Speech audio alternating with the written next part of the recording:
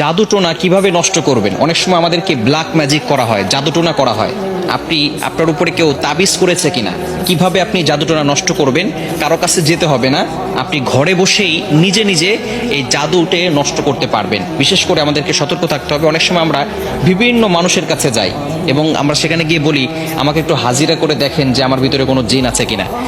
তারা তো ঠিকই, যদি জিন নাও থাকে আপনার উপরে জিন একটা চালান করে দিবে, এরপরে আপনার কাছ থেকে বারবার এই জিনের মাধ্যমে ডিস্টার্ব করিয়ে আপনার কাছ থেকে টাকা খাবে। এজন্য আপনি কারো কাছে যাবেন না, নিজে ঘরে বসেই আপনি আপনার জাদুটোনা দূর করতে পারবেন, জাদুটাকে নষ্ট করে দিতে পারবেন।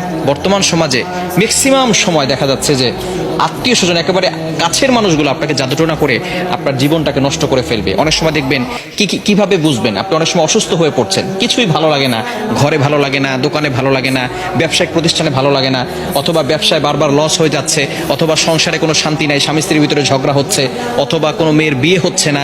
এই ধরনের কারণগুলো হচ্ছে ব্ল্যাক ম্যাজিক করা, জাদুটোনা করা।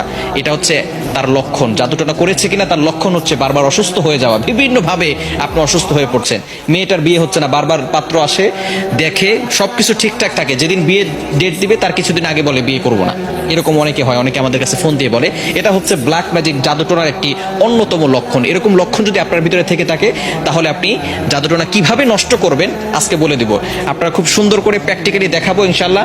আপনি দেখে এটা যদি প্র্যাকটিস করেন ইনশাল্লাহ, জাদুটোনা যদি থেকে থাকে তাহলে আপনি নিজেই এটা করলে আপনার জাদুটোনা কেটে যাবে। ব্ল্যাক ম্যাজিক করে আপনাকে কেউ ক্ষতি করতে পারবে না এবং এরপর থেকে আপনাকে কিছু আমল করতে হবে। আচ্ছা, আমি আপনাদেরকে দেখাচ্ছি। কলম আছে নাকি কারো কাছে? এই যে একটা কলম। সর্বপ্রথম আপনি যে কাজটা করবেন, প্রথমে অজু করবেন।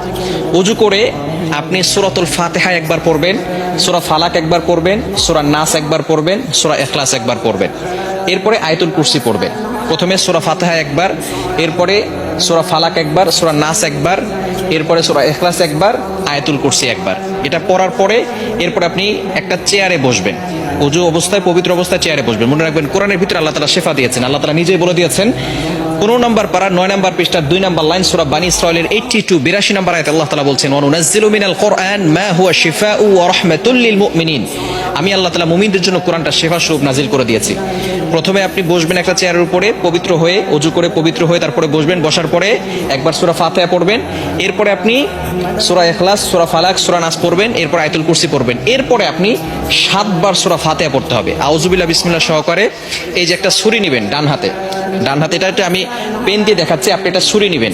ডান হাতে একটা ছুরি নিয়ে আপনি মাথার উপরে রাখবেন, এভাবে রেখে আউযুবিল্লাহ বিসমিল্লাহ সহকারে সূরা ফাতিহা পড়বেন। পড়ে আপনি ছুরিতে ফু দিবেন। ছুরিতে ফু দেওয়ার পরে এরপরে ছুরিটা শরীরের সাথে টাচ করবেন না। টাচ না করে আপনি একেবারে সোজা কপাল থেকে নাক বরাবর, বুক বরাবর 2 পায়ের মাঝখানে রাখবেন। আপনি বসে আছেন, বসে থাকার পরে আপনি একটা ছুরি হাতে নেবেন। প্রথমে পবিত্র হলেন, সূরা ফাতিহা পড়লেন, ইখলাস পড়লেন, ফালাক পড়লেন, নাস পড়লেন, আয়াতুল কুরসি পড়লেন। এরপরে ছুরিটাকে আউযুবিল্লাহ বিসমিল্লাহ সহকারে সূরা ফাতিহা পড়ে ছুরিতে ফু দিবেন। ফু দিয়ে এরপরে ছুরিটা এভাবে নেবেন, সোজা, টাচ করবেন না, শরীরের সাথে টাচ না করে সোজা আপনি নিজে 2 পায়ের মাঝখানে রাখবেন। বুঝা গেছে? এভাবে একবার করলেন। আবারও আউযুবিল্লাহ বিসমিল্লাহ সহকারে সূরা ফাতিহা পড়বেন, শুধু সূরা ফাতিহা পড়ে ছুরিতে ফু দিবেন। ফু দিয়ে আপনি এটাকে সোজা নিয়ে যাবেন ইনশাআল্লাহ। এভাবে 7 বার করলে যদি কেউ আপনাকে ব্ল্যাক ম্যাজিক করে, জাদুটোনা করে, সেহের করে, তাহলে আপনার সেটা কেটে যাবে, আর কোনো সমস্যা হবে না। এরপর থেকে আপনাকে যাতে করে আর কেউ জাদু করতে না পারে, মাস্ট বি আপনাকে 5 ওয়াক্ত নামাজ পড়তে হবে।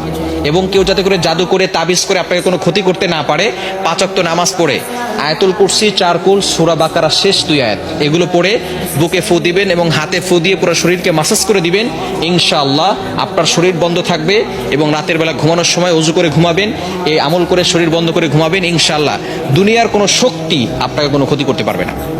আল্লাহ তাআলা আপনাকে প্রটেক্ট করবেন, আল্লাহ তাআলা আপনাকে হেফাজত করবেন। দুনিয়ার দুষ্ট জিন বলেন, মানুষ শয়তান বলেন, জিন শয়তান বলেন, সকল ধরনের দুষ্টমি থেকে এবং দুষ্ট জিন থেকে আল্লাহ তাআলা আপনাকে হেফাজত করবেন। আল্লাহ তাআলা আমাদের সকলকে এটা সুন্দরভাবে বুঝে আমল করার তৌফিক দান করেন।